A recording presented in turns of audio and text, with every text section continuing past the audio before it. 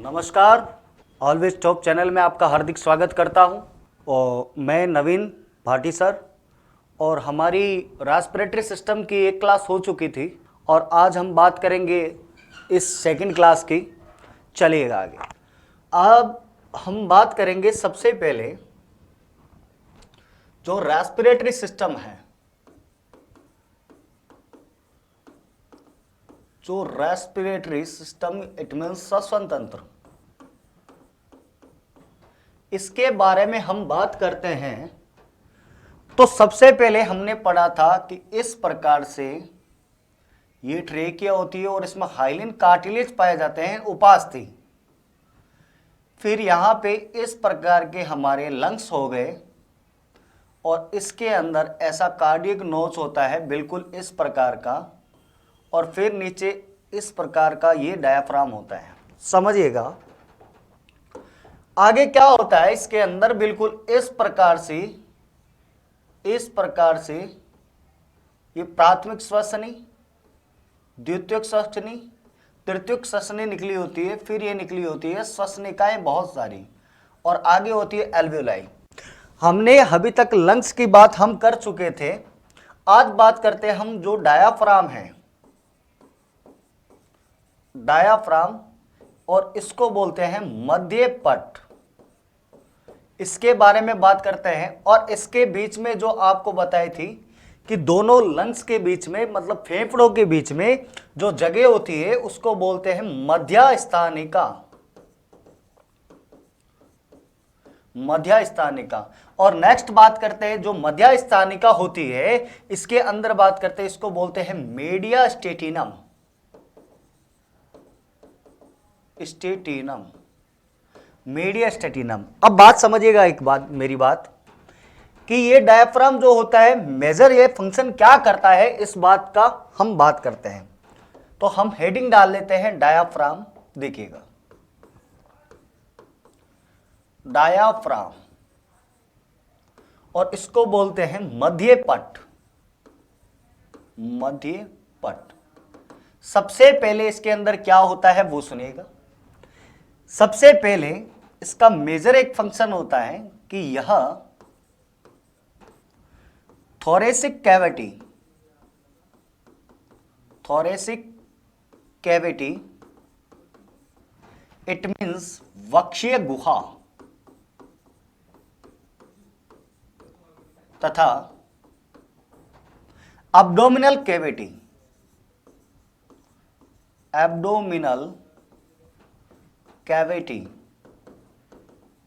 इसको बोलते हैं उदर गुहा, को सेपरेट करती है। इसमें अलग करती है, अलग करता है। नेक्स्ट बात क्या आएगी समझिएगा। जैसे मान लीजिए इस डायफ्राम के जो भी ऊपर वाला हिस्सा है यह आता है थोरेसिक कैविटी में। थोरेसिक कैविटी यानी कि वक्षीय गुहा। और इस डायफ्राम के नीचे जितने भी अंग आते हैं इसको बोलते हैं abdominal cavity. Abdominal, it means क्या हो गया, क्या वक्षीय गुहा और उदर गुहा, इनका सेपरेट करता है। इनको दोनों को क्या करता है, ये अलग करता है। अब बात समझिएगा होता क्या है इनहेलेशन में। जैसे मान लीजिए श्वास लेना, इसको बोलते हैं इनहेलेशन। देन सेकंड क्या होता है, श्वास छोड़ना, अंत्यश्वसन और निश्वसन जो होता है छोड़ना, इसको बोलते हैं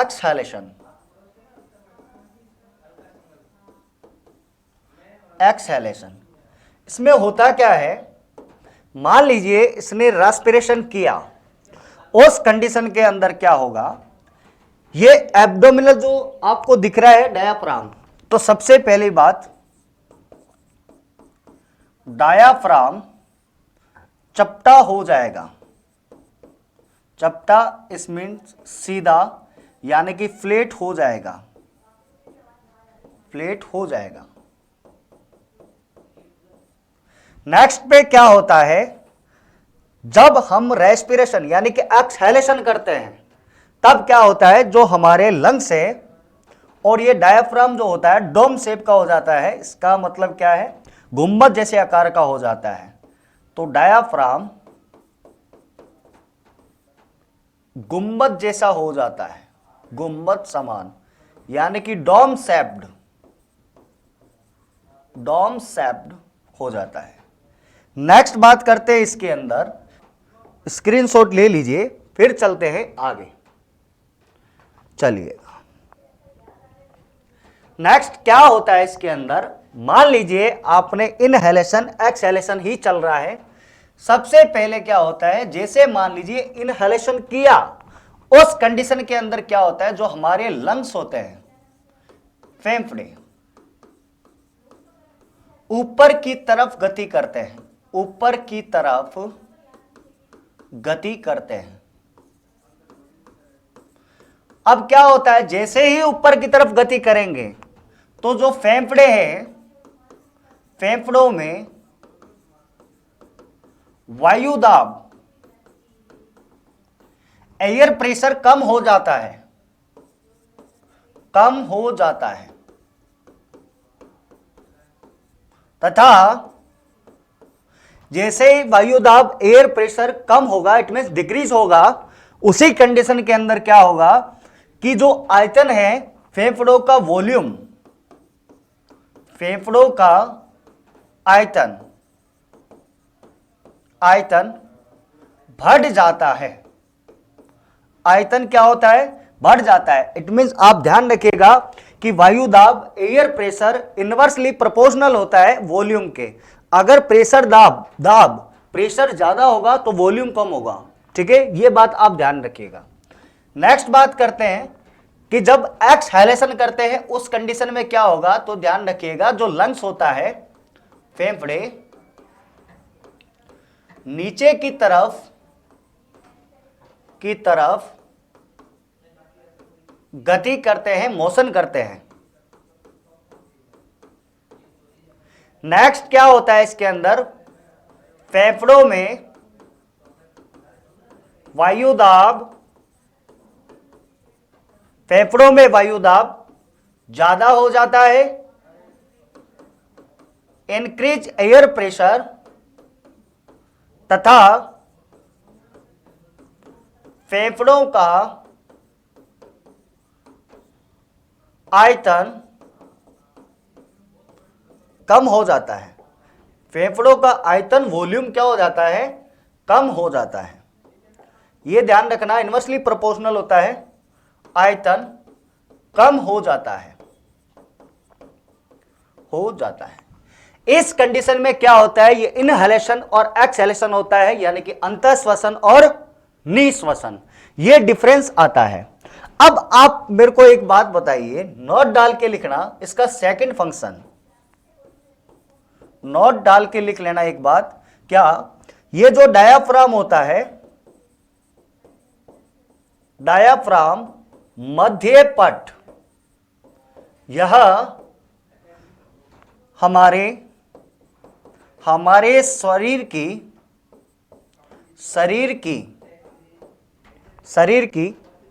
रेस्पिरेटरी रेट,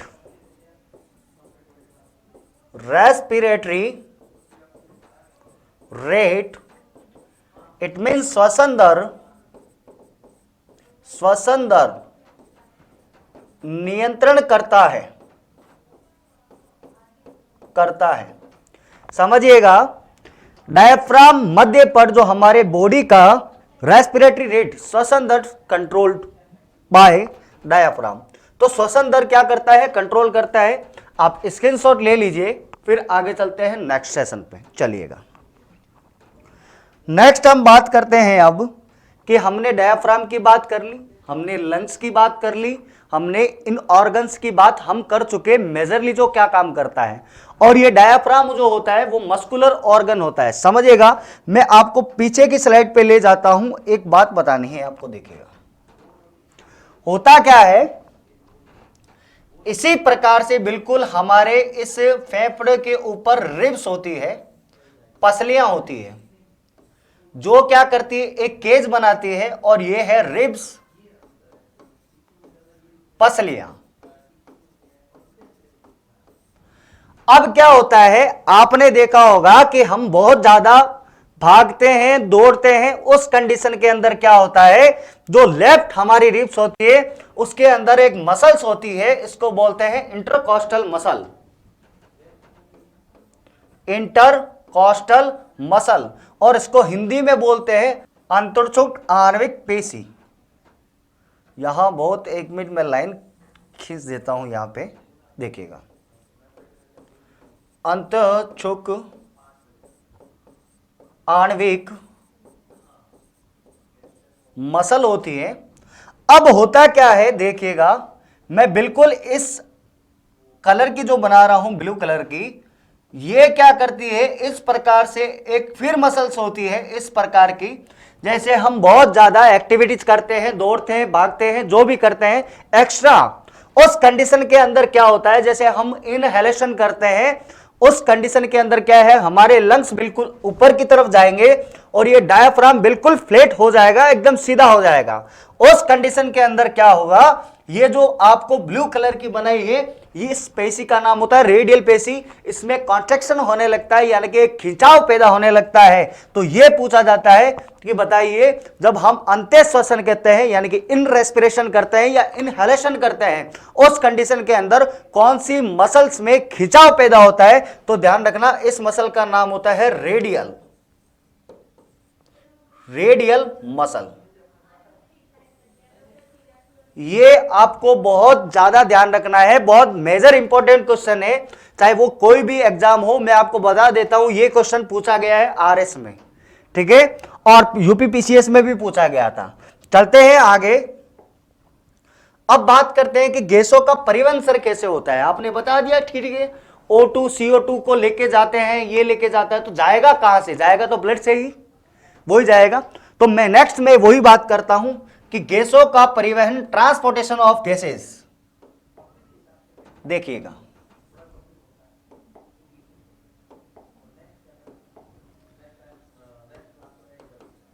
गैसों का परिवहन,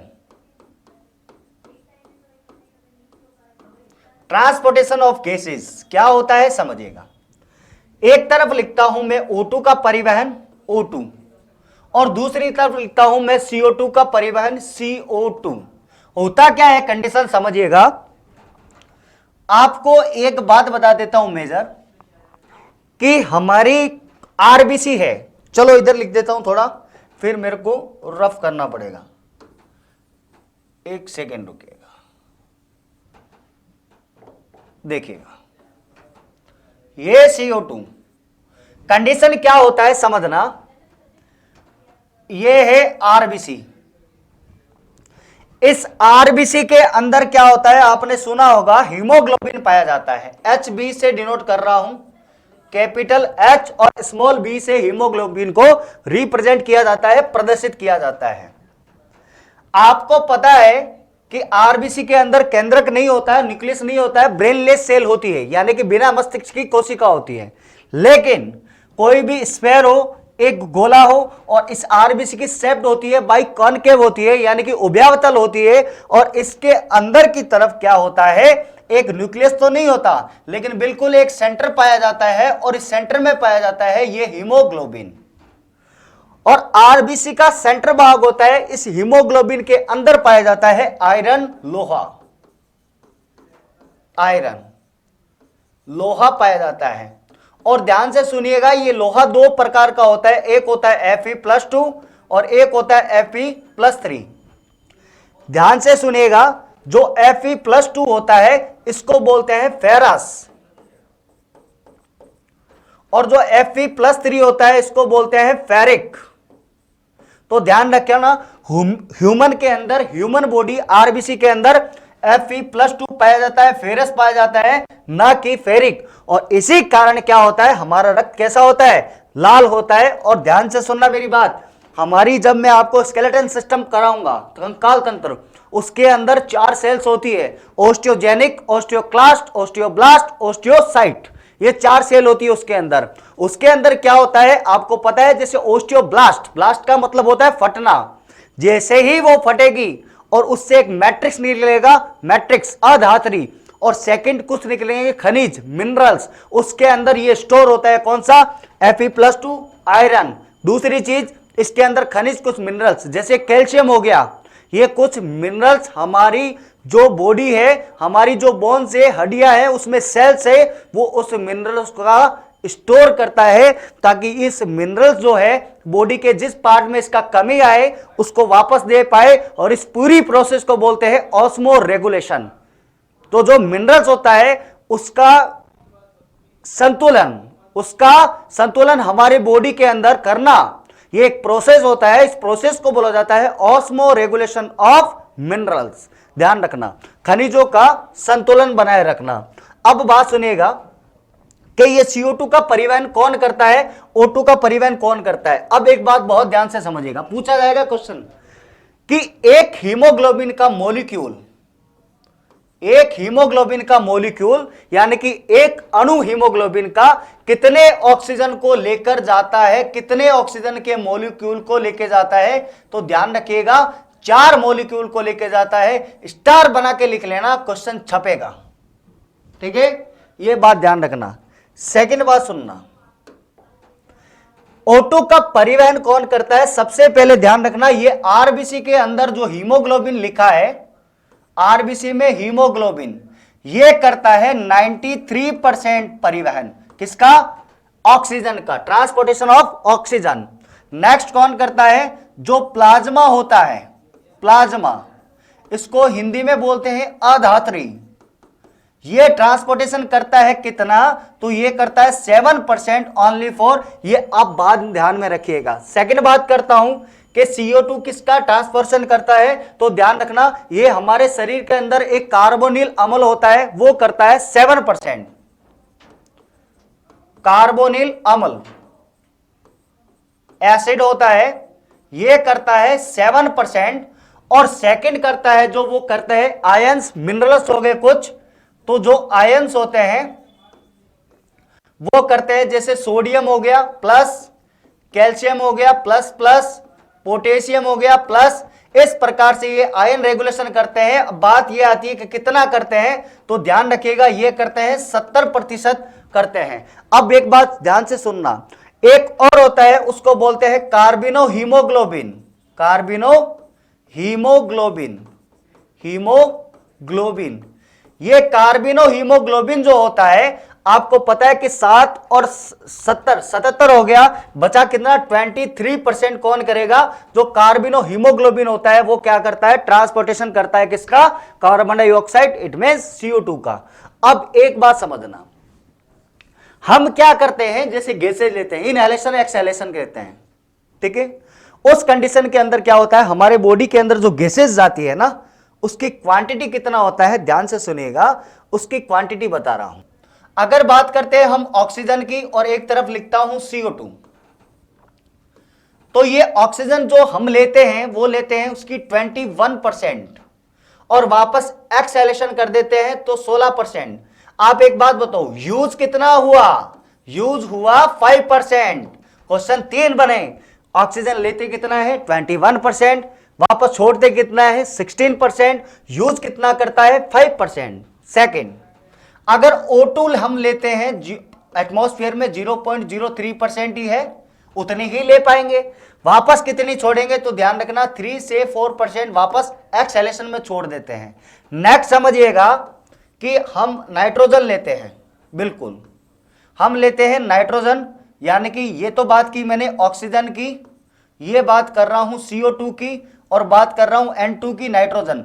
तो जो हम नाइट्रोजन लेते हैं रेस्पिरेशन के अंदर वो लेते हैं 78.1% और उतनी ही वापस छोड़ देते हैं 78.1%।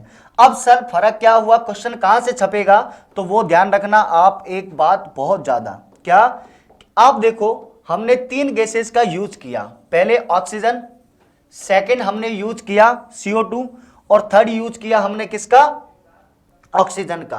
ऑक्सीजन नाइट्रोजन का। सबसे पहला मोस्ट इंपॉर्टेंट पॉइंट ध्यान रखना, स्टार बना के लिख रहा हूं, नाइट्रोजन जितना हम लेते हैं वापस छोड़ देते हैं। सर समझ में नहीं आया, रीजन बताओ। उसका रीजन ये होता है कि जो नाइट्रोजन होता है N2, ये हमारे ब्लड में सोल्यूबल नहीं होता,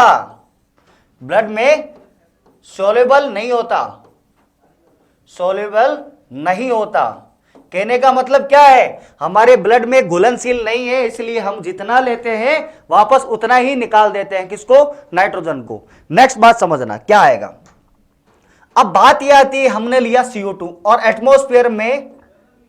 एटमॉस्फेयर में इसकी मात्रा है 0.03%, ये तो हम लेंगे और वापस छोड़ते हैं 3 से 4%। सर इसका मतलब क्या है, ये ज्यादा कहां से आया? मैं आपको बता देता हूं, हमारे शरीर के अंदर मेटाबॉलिक प्रोसेस चलती है, उससे जो वेस्ट गैसेज होती है वो बनती है, वो बाहर आती है। लेकिन बात ये नहीं है, बात ये है कि इतनी ज्यादा क्यों आई। तो ध्यान से सुनना, हमारे बॉडी में एक डिफ्यूजन होता है, मतलब विसरण,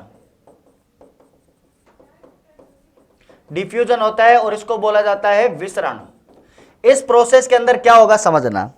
विसरण क्या होता है, जैसे मान लीजिए आपको आम भाषा में समझा रहा हूं, तो मान लीजिए ये 2 कप है, इसका टेम्परेचर मान लीजिए आप 20 डिग्री सेंटीग्रेड है और इसका टेम्परेचर 50 डिग्री सेंटीग्रेड है और इस दोनों को मैंने पैक कर दिया है। आप बताओ कि जो टेम्परेचर हीट ट्रांसफर होगी वो 20 से 50 में जाएगी या 50 से 20 में आएगी? वो हीट जो है वो 50 से 20 में आएगी। तब तक आएगी जब तक इनका दोनों का टेम्परेचर क्या नहीं हो जाए, इक्वल नहीं हो जाए। और इसी को आम भाषा में आपको समझाया है, इसी को बोलते हैं डिफ्यूजन। ये रीजन क्या होता है समझना। एटमॉस्फेयर में क्या होता है, 0.03% गैस है, ठीक है, और हमारे बॉडी के अंदर क्या है, 3 से 4% गैस है, मतलब ज्यादा CO2 है। तो ये क्या करेगी, बाहर आने का प्रयास करेगी हमारी बॉडी से एटमॉस्फेयर में। क्यों? क्योंकि एटमॉस्फेयर में इसकी मात्रा CO2 की क्या है, बहुत कम है, और हमारे बॉडी में क्या है, ज्यादा है। इस प्रकार से क्या आने का प्रयास करेगी, बाहर आने का प्रयास करेगी।